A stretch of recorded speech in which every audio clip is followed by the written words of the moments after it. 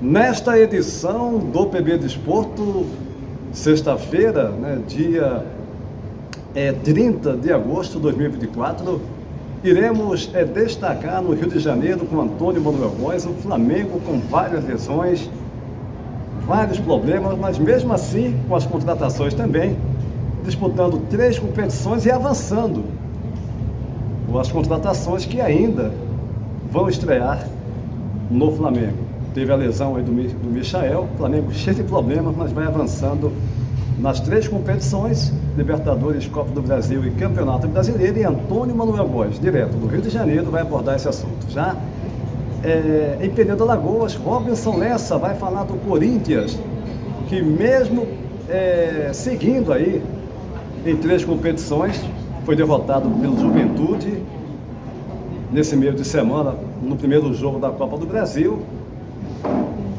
mas está na zona do rebaixamento no Campeonato Brasileiro. E mais, Fernando César, direto de Curitiba, no Paraná, vai analisar a derrota do Atlético Paranaense na primeira mão, o jogo da ida contra o Vasco da Gama. Tudo isso, fiquem ligados após a nossa vinheta.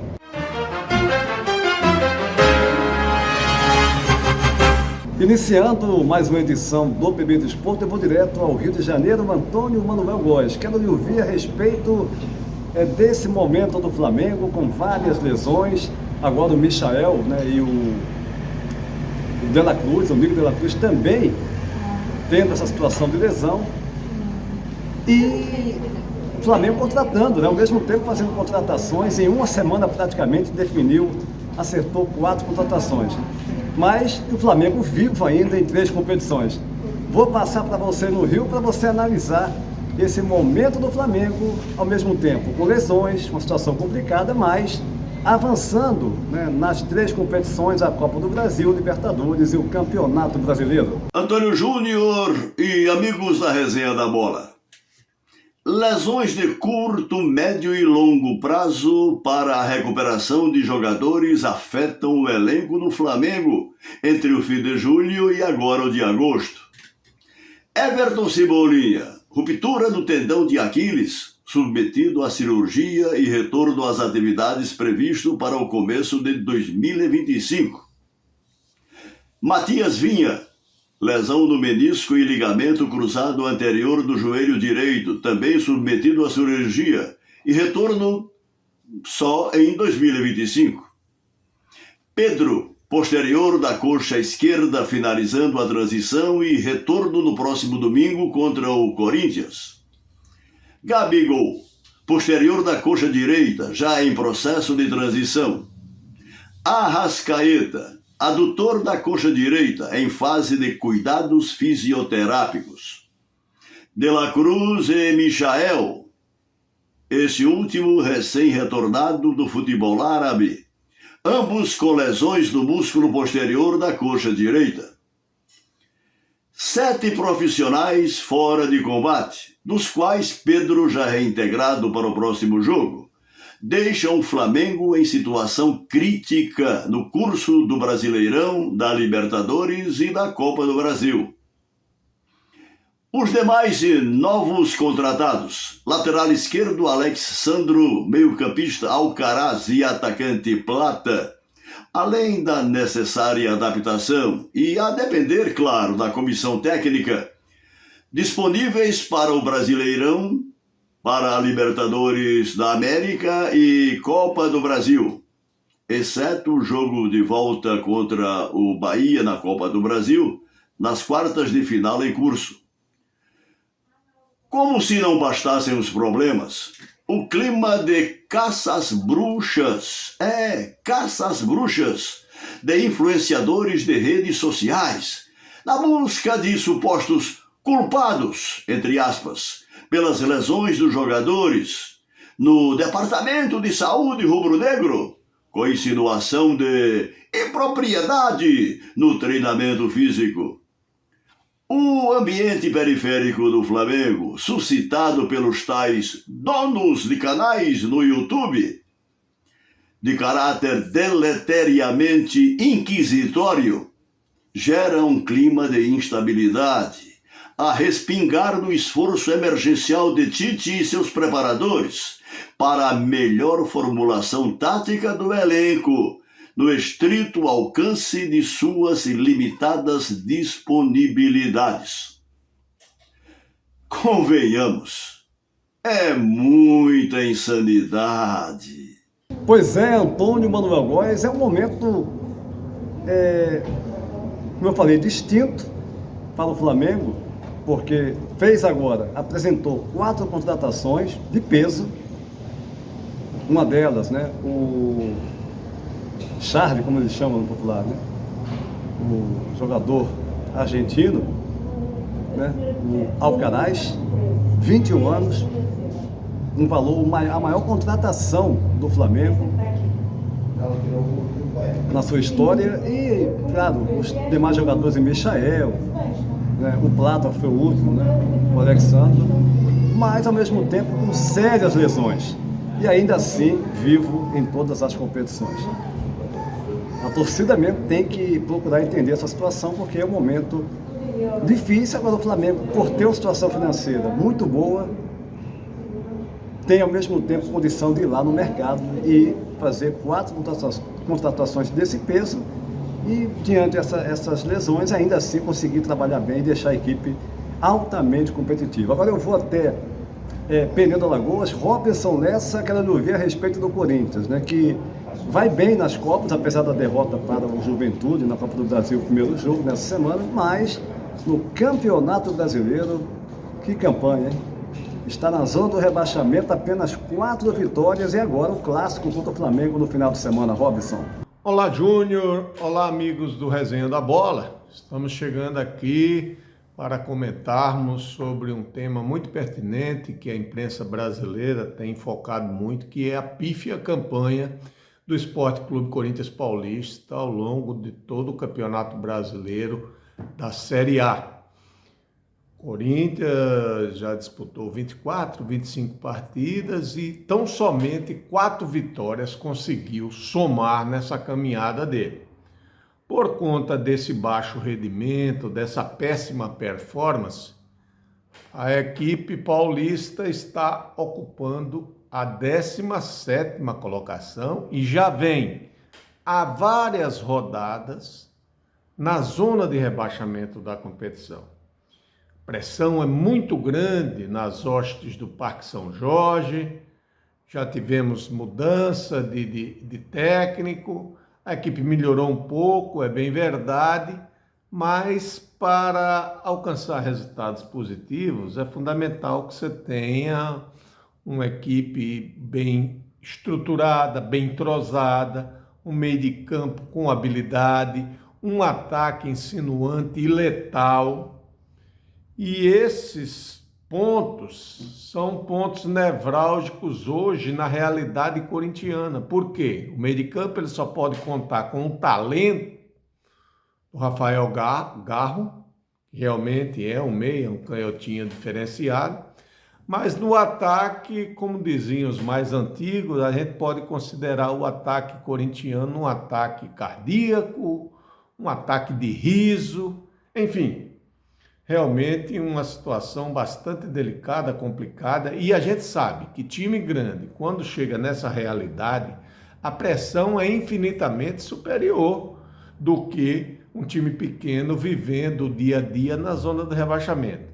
Time grande, isso pega uma proporção bem maior, e aí para reverter essa realidade, fica bem mais complicado. O Corinthians tem um jogo difícil contra o Flamengo, domingo, não é fácil. O melhor elenco do futebol brasileiro, indiscutivelmente, é o rubro-negro carioca, a despeito de não estar jogando o melhor futebol no cenário nacional da atualidade, mas tem que respeitar. O Flamengo vem com uma série de desfalques, de lesões, mas é um jogo que pode ser um divisor de águas para as pretensões corintianas. Uma vitória vai fazer recuperar um pouco da autoestima, da autoconfiança para seguir em busca de objetivos. Mas um novo revés dentro de casa, diante da fiel e apaixonada torcida, isso pode ser determinante para o time embicar a ladeira abaixo. Então, realmente um duelo importantíssimo esse do próximo domingo às 16 horas na Neoquímica Arena. Corinthians que perdeu nesse meio de semana para o Juventude, o duelo de ida por 2-1. Tem o confronto da volta na Neoquímica Arena de novo e vai tentar se impor, fazer prevalecer o seu prestígio, a sua tradição, a sua camisa, que é infinitamente mais vitoriosa do que a do Juventude, mas precisa jogar bem mais futebol do que esse que vem sendo apresentado, porque só nome não ganha jogo. Forte abraço e até a próxima, senhoras e senhores. Pois é, Robson, não vai, aquele negócio, né? Você citou bem. O nome do clube, a história de tradição, não ganha jogo. Você pode até, quando um time, digamos, de um nível menor, vai jogar no estádio de uma equipe que tem muita tradição, a torcida, aquela pressão tal, tem uma influência. Mas se o time for nivelado por baixo, né, não há torcida, não há apoio, não há tradição que faça aquele time ter um bom resultado ou, de forma mais ampla, ter uma boa campanha, fazer uma boa temporada. Mas agora eu vou até Curitiba, no Paraná, meu caro Fernando César. O assunto contigo é o Atlético Paranaense, que pela Copa do Brasil, mais uma vez, né, jogou com o Vasco pelo Brasileiro, agora pela Copa do Brasil. Os 2 últimos jogos saiu na frente e tomou a virada, que vem sendo comum nesse Atlético Paranaense.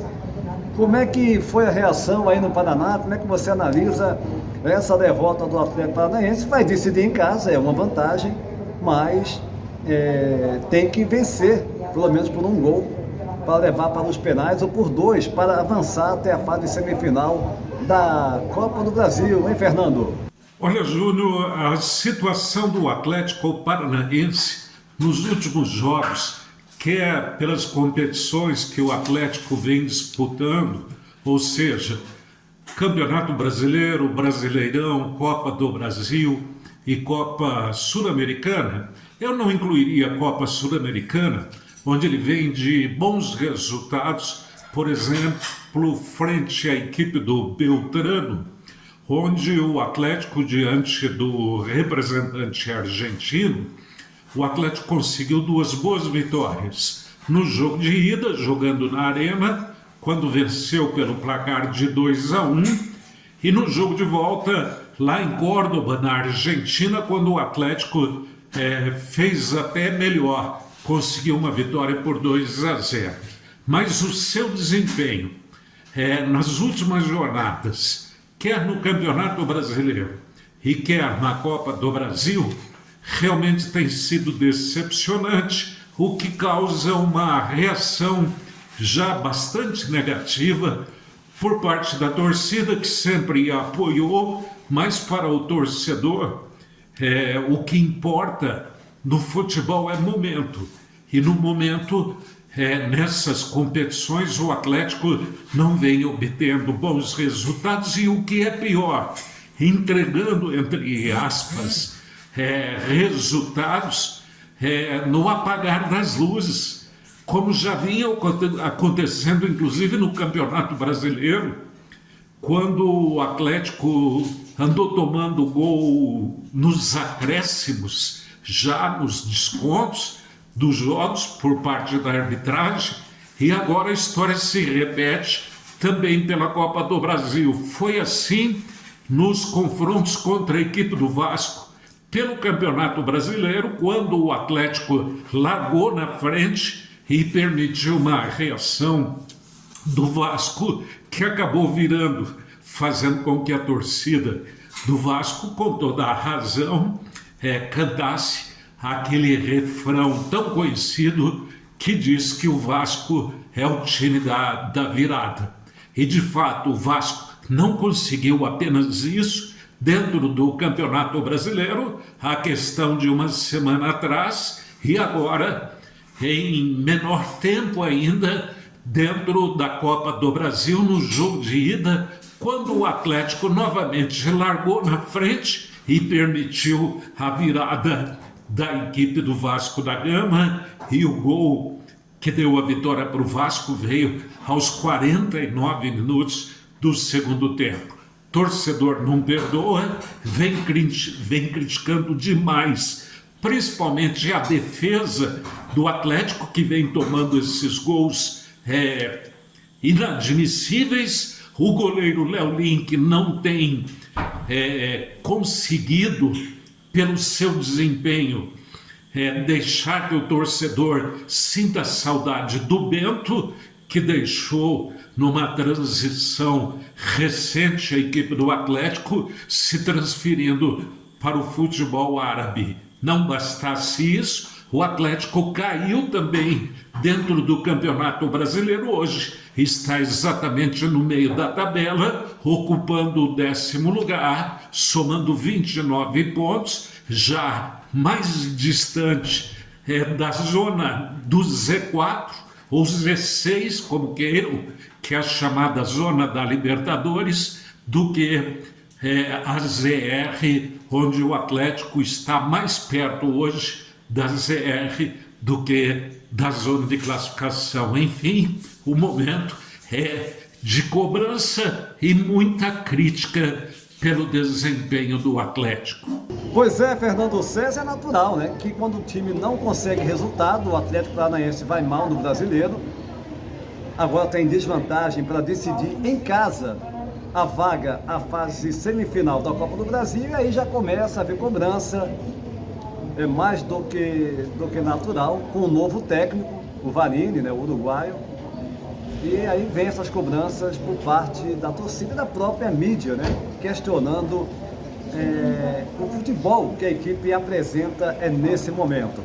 Mas a nossa edição da Resenha da Bola dessa sexta-feira vai ficando por aqui, convidando você, hein, para se inscrever no nosso canal, deixar o seu like. Gente, 0800, vai lá, você vai estar colaborando e muito. Eu conto com você, hein? Agora mesmo, vai lá, dá o seu like, compartilhe os nossos vídeos, né, aqui para os seus amigos, enfim, para somar com o nosso trabalho. A todos um abraço e até a próxima!